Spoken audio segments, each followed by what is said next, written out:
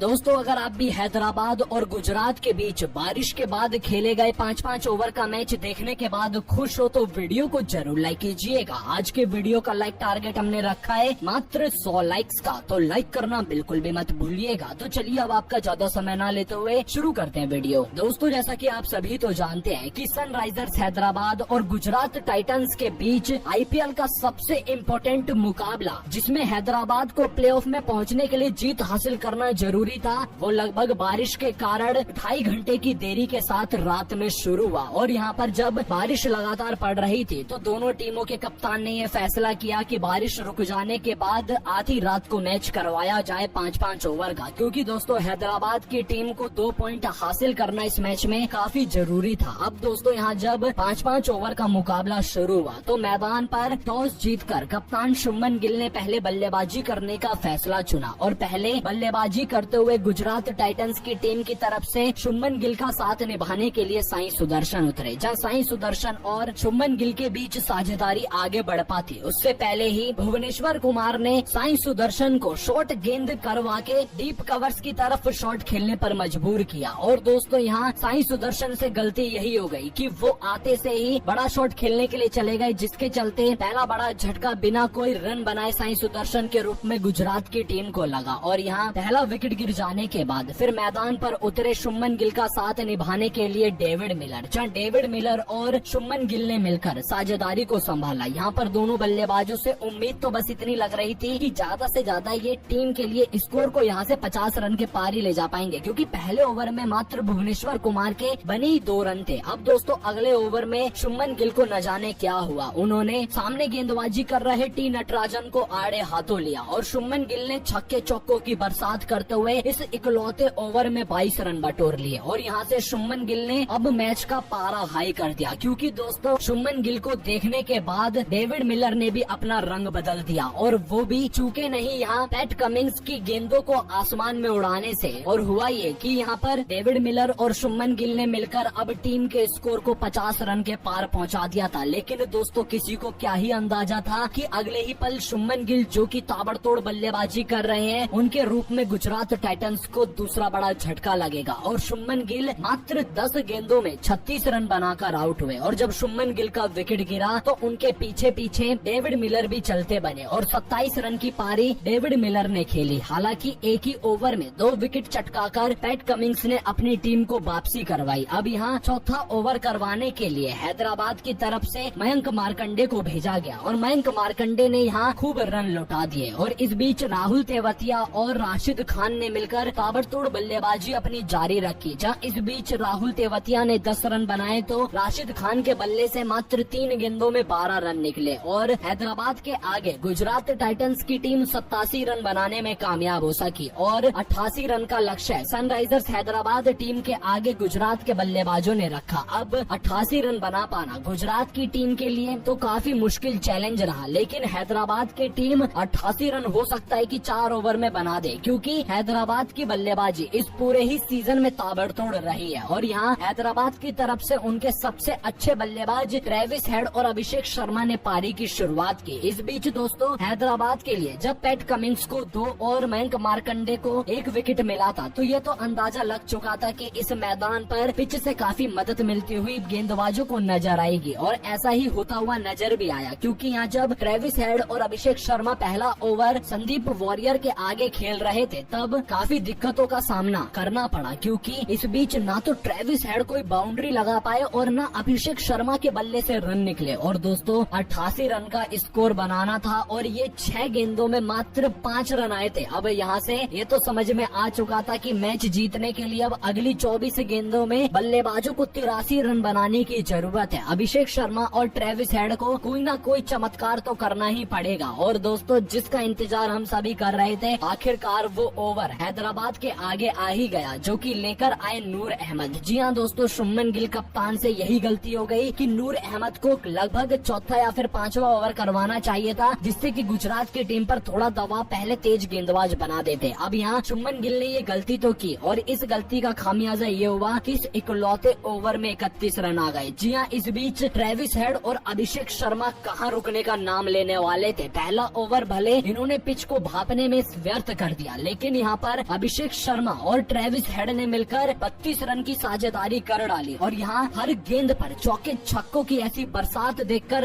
हैरान था, क्योंकि ट्रेविस हेड ने मात्र 5 गेंदों में ही 30 रन जड़ दिए थे। और यहाँ फिर ट्रेविस हेड 40 रन पर जब तीसरे ओवर में खेल रहे थे तो उनके रूप में पहला बड़ा झटका हैदराबाद की टीम को लगा। जी हाँ दोस्तों, ट्रेविस हेड इस मुकाबले में 8 गेंदों का सामना करते हुए 40 रन बनाकर आउट हुए और ट्रेविस हेड का आउट हो जाना हैदराबाद की टीम के लिए सबसे बड़ा झटका था, क्योंकि ट्रेविस हेड का बल्ला बखूबी चल रहा था। और यहाँ अब अभिषेक शर्मा का साथ निभाने के लिए हेनरिक क्लासेन मैदान पर आ गए। अब दोस्तों, अभिषेक शर्मा तो कोशिश पूरी कर रहे थे लेकिन गेंद जम नहीं रही थी उनके बल्ले से और दोनों बल्लेबाज जैसे तैसे करके अपनी टीम को अंतिम ओवर में लेकर पहुंच गए। अब यहाँ से मैच जीतने के लिए हैदराबाद की टीम को अंतिम 6 गेंदों में दोस्तों 28 रन की जरूरत थी। सबको लगने लगा कि हैदराबाद की टीम इस मुकाबले को जीत नहीं पाएगी, क्योंकि इतना बड़ा स्कोर बनाना था और सामने गेंदबाजी पर अब राशिद खान थे और बल्लेबाजी कर रहे थे हेनरिक क्लासेन। अब दोस्तों, राशिद खान ने पहली गेंद हेनरिक क्लासेन को पैरों पर डाली, लेकिन हेनरिक क्लासेन चालाक निकले और उन्होंने यॉर्कर खोदकर चौका जड़ दिया। अब दोस्तों, पहली गेंद पर 4 रन मिल जाने के बाद अगली 5 गेंदों पर 24 रन बनाने की जरूरत थी। और फिर क्या था, यहाँ अगली गेंद पर हेनरिक क्लासेन ने 2 रन भागे। अब 4 गेंदों पर 22 रन बनाने थे और सामने की तरफ शॉट लगाकर हेनरिक क्लासेन ने छक्का बटोर लिया। अब 3 गेंदें बची हुई थी और 16 रन की दरकार थी। हालांकि अभिषेक शर्मा हेनरिक क्लासेन का पूरा साथ निभा रहे थे, क्योंकि अभिषेक शर्मा तो बल्लेबाजी से उतना परफॉर्मेंस अच्छा दे नहीं पा रहे थे, लेकिन हेनरिक क्लासेन रुकने का नाम नहीं ले रहे थे। अब गुजरात की टीम के पेट में भी तितलियां उड़ने लगी, क्योंकि अब यहाँ से मैच कोई भी टीम जीत सकती थी। अब हेनरिक क्लासेन ने अगली गेंद पर डीप कवर्स की तरफ चौका बटोरकर 4 रन ले लिए। अब दोस्तों, यहाँ अगली 2 गेंदों पर जीतने के लिए 12 रन की दरकार थी और हेनरिक क्लासेन स्ट्राइक पर थे। राशिद खान को बस 1 गेंद मिस करवानी थी और गुजरात की टीम इस मुकाबले को जीत जाती। लेकिन दोस्तों, राशिद खान ऐसा कर पाने में कामयाब हो नहीं पाई, क्योंकि राशिद खान ने जब हेनरिक क्लासेन को वाइड यॉर्कर डाल दी एक स्पिनर होने के बावजूद, लेकिन हेनरिक क्लासेन ने उस गेंद को अच्छे से भापा और डीप मिड विकेट के ऊपर से छक्का लगा दिया। अब 1 गेंद बची हुई थी और 6 रन चाहिए थे जीतने के लिए और हेनरिक क्लासेन ने वही किया जिसका सभी को डर था। उन्होंने आउटसाइड ऑफ की तरफ शॉट खेलते हुए फुल लेंथ की गेंद को बाउंड्री के पार पहुंचा दिया और ये फ्लैट 6 देखकर पूरी दुनिया हैरान हो गई, क्योंकि ऐसे छक्के दोस्तों दुनिया का कोई भी बल्लेबाज लगा नहीं पाता। और यहाँ 6 रन अंतिम ओवर पर बटोरकर यहाँ गुजरात टाइटंस की टीम को इस मुकाबले में राशिद खान ने हरवा दिया और सनराइजर्स हैदराबाद की टीम की जीत हुई। जहाँ इस मैच में अभिषेक शर्मा ने 14 रन बनाए तो हेनरिक क्लासेन के बल्ले से 28 रन निकले। बाकी दोस्तों, अब आप सभी की क्या राय है इस 5-5 ओवर के मुकाबले को देख लेने के बाद, और आप हैदराबाद की इस बल्लेबाजी परफॉर्मेंस को 10 में से कितने नंबर देना चाहोगे? अपनी कीमती राय हमें कमेंट करके जरूर बताइएगा।